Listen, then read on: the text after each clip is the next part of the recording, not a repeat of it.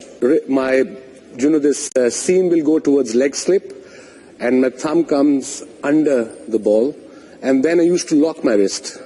This is locked. So I'm running in, it's going to come like this, and it's going to come out like this. So it will be the in-swinger to the right hand. And then for outswing, I used to go slightly here, my seam towards first slip, then I used to open up my wrist, and then I used to go this sideways push like Anderson does now with his in-swings to the right-hander. So I learned that eventually. Early on when I was young, 17 years old, played for Pakistan, everything was into the right-hander. But eventually I learned, I said, okay, everybody's expecting from me the in-swing, so I had to learn this away swinger. You said something to me yesterday, because you played county cricket for Lancashire here at Old Trafford, and your learning accelerated. Was that part of the learning? Yes, I think Lancashire has been a great influence on me as a person and as a cricketer. I remember I joined them first time in 1988 from West Indies. We were finished our tour. I joined them in Nottingham, and they welcomed me with open arms. And first year was incredible fun. It was something very different. I was living with my own and with Lancashire boys, Fairbrother, Athers, Ian Austin, Warren Hagg, Michael Watkinson, Paul Allett was there, Graham Fowler was there. So, you know, all these boys, it was like family. So I used to enjoy, I used to come, used to play cricket every day. We used to travel every day, and this is the best thing can happen to any youngster. When I was about 18, 19, and in 89, I think I became the #1 bowler in the world after the first season in Lancashire, because I played so much cricket and enjoyed so much, and I gained so much confidence as a person as well. Let's pop over to the crease. I'd like to talk to you about how you did it. Let's start with the run-up. Yeah. How far back did you go, and how did you measure it? Because you've been looking at some of the modern-day cricketers, and thinking, why are they doing it that way? I've been seeing some youngsters, when I see they put pressure on themselves before even they delivered the ball. They measure the run-up like this, like this, like this. I think this is extra pressure in yourself. I just used to go 17 steps, like Waqar, probably 30. 1, 2, 3, 4, until the 17. And that was my run-up. Did that ever change? Early on, it was 25 yards, and then, in 1987 tour in England, at Old Trafford Test against England, I had a word with Imran. I said, look, I tried bowling with shorter run-up, and my pace is the same. So he worked with me for a couple of days, and he said, you stick to short run-up. So I just then stayed at 17 yards. When you came to the crease, was there a default area that you would land, or were you always mixing it around? If you were running up to bowl the first ball of a Test match to a right-handed batsman, what part of the crease would you hit? It was always close to the stump. Aim was to come closer. The more closer you come, the front arm comes in play, and that's where you can actually swing the ball in to the right-hander. And for outswing, obviously, if nothing is happening from the pitch, that's where you go the other way, the away swingers. But start off close to the stumps, in swing. That was my natural swing, and that's why I tell all the youngsters, start off with your natural swing. If nothing happens, then go to the other swing. But don't try to bowl both swings every second delivery. You won't be able to control the ball. Shane Warne said to us in his masterclass that he was looking to assess the pitch, see how much turn and bounce, therefore what pace he had to bowl. Are you doing exactly the same thing? Not only with the pitch, but how much the different balls swing? Because they're less, and how long would it take you to work out? I think as a bowler, I used to assess in about 3 to 4 deliveries how much this ball going to swing, how good the wicket is for me as a bowler. Is it a flat deck? Yes, if it is, then I'll just bowl, then I'll just contain and try to hit the stump. It's a low and slow wicket. If it's slightly bouncy, I'll go away from the right-hander. So I used to assess straight away, next 3 to 4 deliveries. Can you assess this ball for us? Bowl a couple of deliveries, see how much it's sure, I'll give it a go. Could you just pop down and throw the ball back for us, please? I can throw the ball back. Former England captain, if you just wouldn't mind helping us out. I'm warmed up, lads. So you've got a right-handed batsman, you're looking to land it on a line and length, coming back in, just see how much So this is the grip. Yeah. My wrist is locked in there. I'm bowling after a long time, by the way, but let's see.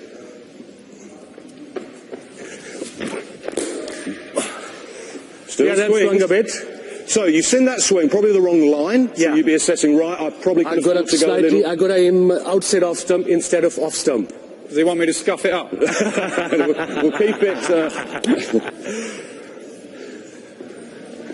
And the aim was eventually to hit the seam every time, especially on a seaming wicket. And it happened. Practice makes it perfect. So now if I bowl this delivery, I try to aim that camera, that first slip camera, just here. Okay. On the side, Naz. Hey, there you go. See, now you're dialed in. Are you more comfortable now? You sort of got your right line, yes, and you know roughly how much the ball's going to swing. Exactly. Okay. I've realized in 2 deliveries, that's where I have to pitch, and this is how much it's going to swing. Okay, I'm going to come over to you, Michael Aston, because new ball, opening batsman. What sort of a challenge was it to face Wasim Akram? Well, the first thing to say is, I mean, great is an overused term in sport. This guy was a great bowler, without a shadow of a doubt. It's fascinating listening to him talking about the environment in which he grew up on, completely self-taught. The knowledge that was passed down from Sarfraz and Imran and all these people. And so then he becomes the finished article. I would say, having played with him and against him over a long period of time, I would say around about the 1992 period, he was at his absolute peak. Fast, real fast, and great versatility and skill, and he's learned all his skills by that stage. And as an opening batsman, a number of things really. One, the pace. Secondly, the ability to swing the ball, so you're not quite sure whether the ball's going to be attacking the stumps or the pads, and if it does, the threat of LBW and bowled. If it doesn't, you know, the nick-offs to the slips. Bouncers, I don't know why against me, but he always seemed to bowl bouncers. We were supposed to be teammates, so that didn't seem to have any effect. The one thing I would say is that I didn't see him as a defensive bowler at all. He was always an aggressive attacking bowler, but that gave me opportunities to score. So it wasn't like McGrath or Walsh or Ambrose where you think, where's my next run coming from? You're worried about getting out to Wasim, but you also think, well, there might be a few scoring opportunities as well. And importantly for the new ball batsman, you know that after 30 overs, 40 overs, the ball is going to start reverse swinging. So in fact, batting against the new ball was not necessarily the worst time to be batting against him and Waqar. We'll come on to that in just a moment. Are you ready? Go well, give it a go. You go and get ready. I just want to ask Waz. It was very interesting there, Michael saying attack, attack, attack. That was the Pakistani way, wasn't it? There was. I think, like I said, I had great mentors when I started playing, great Imran Khan. Intelligent Javed Miadad, and the cricketing mind Mudassir Nazar. They helped me a lot, and I think I passed on whatever I learned from them to Waqar. Waqar played with Imran, to Aqib Javed, to Mushtaq Ahmed, to Saglan Mushtaq, to Shoaib Akhtar, Azhar Mahmood, all these guys. They have been, that's the way we brought up to get wickets. We never believed in line and length and contain. The idea is to attack, attack, attack. But you would have plans, so let's make some plans to this batsman. So you know a little bit about Michael Aston. Yes. So you've assessed that the ball has swung. You've assessed what the line should be. How would you approach bowling at a new I'll start off, like I said, couple of in swings, but he was a back foot player. Yeah. And like he said, he had a more chance against us to get runs on a new ball. So I used to just run in with the new ball, try to bowl the in swings, and with 100% effort, and never held back as a bowler, neither did Waqar. Did you hear that? 100% effort, never hold back. Good luck. You want to have a little bowl there? Can I just call it one bit of footage? One of the other things I didn't mention about Waz was the speed of his arm. I've just got a bit of footage of Brett Lee that I'd like to show. And Lee and Donald and these guys were all fantastic bowlers, fantastic quick bowlers, but you got a lovely sighting of the ball. This is Brett Lee running in, and you see the ball all the way. So he's fast, but you get a good sighting of it. Now, if I compare that to Wasim Akram running in, a bit of head-on footage of Wasim, everything is much quicker. He often hides the ball for a start. When the ball is old, you can see him hiding it. The speed of the arm means that you don't really get a good view of the ball. So I'd say that was an added difficulty facing Waz as against some of the great fast bowlers. You wouldn't hide the ball, though, with the new ball, would you? Not with the new ball. Right. Not with the new ball. OK. Let's have a look. Oh, good leave. Bring back its memories, Af. We'll need that new ball back. Can you lob it back? Give him the old ball. We'll come on to the old ball stuff in a minute. We'll come on to the master of the lead. Just try one more. There was a bit of a swing. In swing, you played it nicely. Yeah. That's an excellent leave, by the way. Yeah. Whoa. Where is it? So, new ball swing, and for any young batsman facing a left arm, I've just got some examples of Wasim getting right-handers out with that in swing. If we could just have a look at those examples. So, with the new ball, he's looking to swing it in.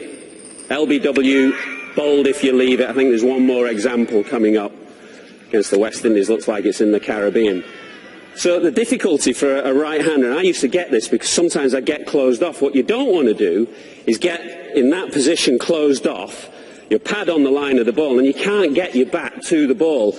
So I'm thinking facing Waz, there's two things. The in-swing, my scoring areas are essentially mid-off, round to mid-wicket. I'm not thinking too much playing square on the offside. I'm not thinking of getting this front foot across and in the way of the line of the ball. I'm thinking trying to play it back from where it's come from.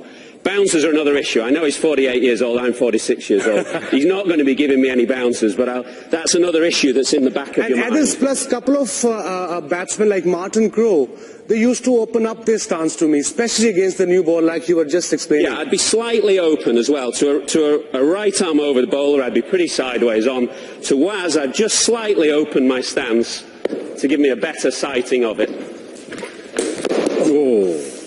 Right, just stay there, Waz. If you come back here, because I want to talk, NASA, now about what Mike was saying about testing the ticker, the short ball. Now, we've got some footage here of Waz, you bowling to actually Michael Atherton at the Oval. This is Oval, I remember that. And it is a quick spell of bowling. How does that affect the way you play as a batsman when you know a bloke can do that?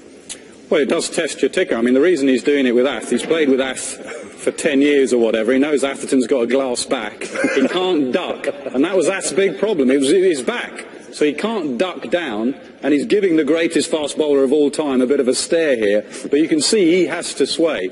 But also, guys in the dressing room, you're there. And you also got to remember there's another guy at the other end as well. It's not like you're getting freebies at the other end. You've got Waqar Younis steaming in at the other end. So there is no let-up. The great thing about this guy was that he tested everything.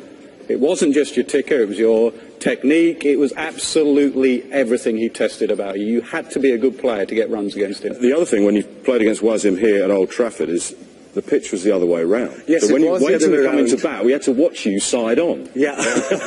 And I also learned that with the reverse swing, or even with the new ball, I used to come around the wicket, and I realized if I'm bowling around the wicket to the right-hander, why can't I just run behind the umpire? Well, he'll be able to see me at the last second. And that helped lots of time, because with quick arm action and suddenly you see me just before delivering the ball, it was difficult. We got an example of that. Again, this is to Alex Stewart in the same test. So this is where you're starting. Yeah. So the batsman cannot see Wasim Akram. No, it's a nightmare. He jumps out at the last second. We also had a little bit of a plan. Look at Ath. Is that Ath here? He's trying to look to see what hand and what way round the ball is in Wasim Akram's hand to see which way he's reversing. We had meetings about this. So Marcus Trescothick would be at this end, or Ath or Stewie, and they'd be looking at Waz running up to see which way he was holding, and depending on which side you had your bound. But I realized that the people are doing it, so I started to hiding the ball.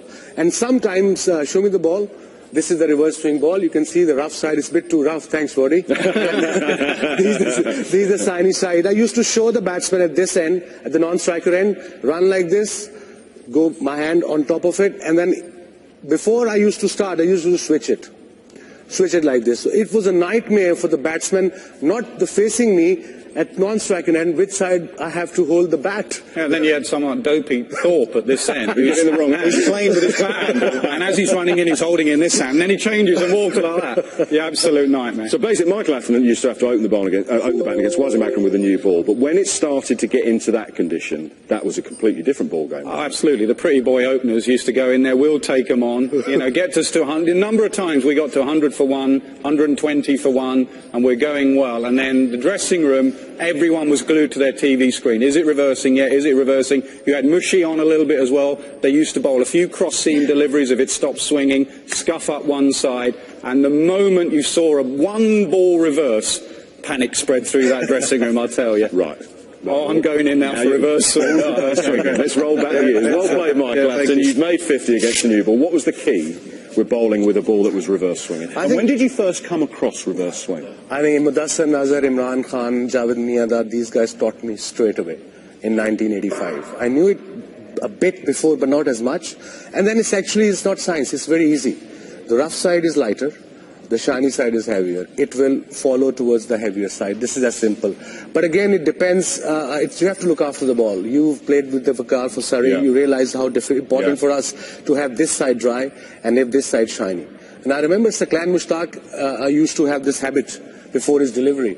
And we called him, me and Waqar, in a team meeting. I said, hey, if you're going to play in future for Pakistan, you've got to change this habit of yours because the ball is getting smoother from the side. We used to have an off-spinner at Lancashire called Gary Yates. Yes. And he used to lick his spinning finger and then put it on that rough side, he would go absolutely mad. It has to be dry. I mean, we were told to throw it back like that so you would catch it like that. Exactly. So the whole team has to be involved. Yeah. And I must praise England side. They do reverse swing the ball, and the whole team looks like they're involved and looks like they knew what's happening with the cricket ball. So that's where they're reversing. Right. Sorry, just before he goes, one other issue is that some balls reverse more than others. And in England in the 90s, we had a choice between reader balls and Duke balls. The Dukes swung orthodox, and so were good for English bowlers. The readers really went reverse. And it reversed very quickly, the readers, in about 20-25 overs. And although we were playing at home, we had a ridiculous thing there where we used to spin for the ball, Duke or reader. And he, in a 3-test match series, won the toss 3 times. We picked a load of bowlers to play with Duke balls, and he won the toss, said, right, thank you very much, we'll play with readers. Come on, NASA's waiting patiently. Oh, did you want to say something? Well, no, just now you've gone in and it's reverse swinging. You know it's reverse swinging. There are key things here. Now, Waz is clever, Wakar's clever. He knows that we're thinking about toe crushers, but he often used to start off bowling you a short ball. I've got one example of a short ball that hit me. I don't know where it was, but I know it hurt. He often used to set you up with the short ball. I'll show you one from a previous tour. Whack. He used to set you up with a short ball, and you think, crikey, he's going to come at you with the short stuff. But then, I think we have a replay of that as well coming up. Played it beautifully, got in a really good position there. Keep your eye on the ball. But then, after that, the real danger ball was the toe crusher. The full in-swinging delivery to the left-hander. Either way it was swinging. I'll show you a couple of examples of that from, I think it was the West Indies again, of him reversing. Look at that. That's right on the toe, and that's a dangerous. So when Wasim is reversing it, you have to have a really low backlift. You have to have your bat on the ground. I'll just show you one more example of position you wouldn't want to get in. Moeen Ali yesterday. Moeen Ali, you do not want against this lad a massive backlift. Moeen Ali's dismissal yesterday, his bat was way up, and that's a dangerous position to get in. That is, you know, if Wasim was bowling against this, his eyes would light up. Look at the backlift here, way up, and from that position to come back down, you've not got time. Boom, you're done for pace. Right, you've delayed it long enough. We want you to face Wasim Akram. What do you You want me to hide the shine or Yes, come? absolutely. So you would hide it. Did you find that difficult? No, it was Did it not affect the way you... Not at all. So I used to, I'm hiding the ball, this is a reverse swing ball, it will go with the shine. If the shiny side is in, it'll be an in-swing to Naz. If the shiny side is there, it'll be the away swinger. So let's see. Are you going to tell me what it is? No. Shout out to your bat thing, Af. Thoughts up here playing with his bat handle, so there's no cue. Yeah, what could possibly go wrong? In swing. That was like my LB, that. Show my LB. Right. Get my LB up. Replay coming. I played that purposely like that. He got me out LB like this. That is exactly the same. Right. Ward, put it up. That was pitched outside leg, I remember. Yeah, I know it pitched out. 20 years ago it pitched outside leg. If you just pop back to me, Look at it must be very easy when you can pick up wickets with a bloke that always gets out LBW like this. I mean, how appalling is this technique? Wasim Akram bowling, Nasser Hussain LBW, not very happy, never happy when he's out. A few expletives which we've deleted, but let's just have a look at the replay. Ward. Here we go. I mean, that, to my money, has clearly pitched in line with the we can prove that. That's what the umpire thought. Thank you very much. Yes. Come on, do one more. What was the? Did you find it easier to bowl with the reverse swing ball or the new ball? Easier with the reverse, because as a bowler, you know you have more control. You can run it with 100% effort. You know if it's shiny side, it's the inside towards leg slip, it's going to come into the right-hander. With the new ball, when you try sometimes a bit too hard, it doesn't swing as much. You have to sort of slow down your pace a bit. But this is the opposite. Right. You have to run quicker and have to try to bowl faster as well. There was a cracking story you told me yesterday about the hat-trick you took with Mahela Jayawardene, and you were talking about that. It was a second hat-trick with the new ball. I've got, I think, Guru Vardhane, and then Chaminda Was was a night watchman, and Jayawardene came. And I thought, okay, he's a new batsman, Kukubura ball, Dhaka, dead wicket, I'll bowl full delivery Yorker. So I ran in, and that's what the difference between the new ball and the old ball, the control. I ran in, I said, okay, full Yorker, and it went the opposite side. Why, because the wrist went because wrist went like this, so when your wrist gets too much, it goes that way. And Jayawardene, I just nicked it. It was a wide delivery. He nicked his straight to slips, yes. Right, come on. Ward, put me out of my misery, Ward. In. I left that. The other quick one, just one final point. You would also use the crease. Yes, Now, some bowlers run in slightly wider, but you would come in and then leap Yes, out. exactly. I just showed to you. Yep. It's so important when nothing is happeing. Or if he's swinging too much, then you can use the crease as well. So if I have to bowl an in-swing to him, I'll go wide of the crease at the last minute with the reverse swing. Go on then. Last one. Good, well played. Just come back here, just the final one. It's been great speaking to you. I mean, the most difficult bowler you ever faced? Well, yes. I mean, I obviously had problems with Glenn McGrath. He's the guy who got me out all the time. But if you're talking about all-round skill, versatility, all conditions, all around the world, you know, I would say he's as good as we've seen. I did an interview with Brian Lara the other day. I said to him, who was the best bowler you faced? Wasim Akram was the name. Oh, absolutely. Because of what I said earlier, it tests absolutely everything of your technique, brain, everything. And those stats you put up, remember, he played half of those games in Pakistan, the flattest pitches of all time. It's been a great pleasure to speak to you. Thank you very much, Heather. Wasim Akram. Thank you very much. Thank you. Thanks for Good to bowl at you again. Thanks for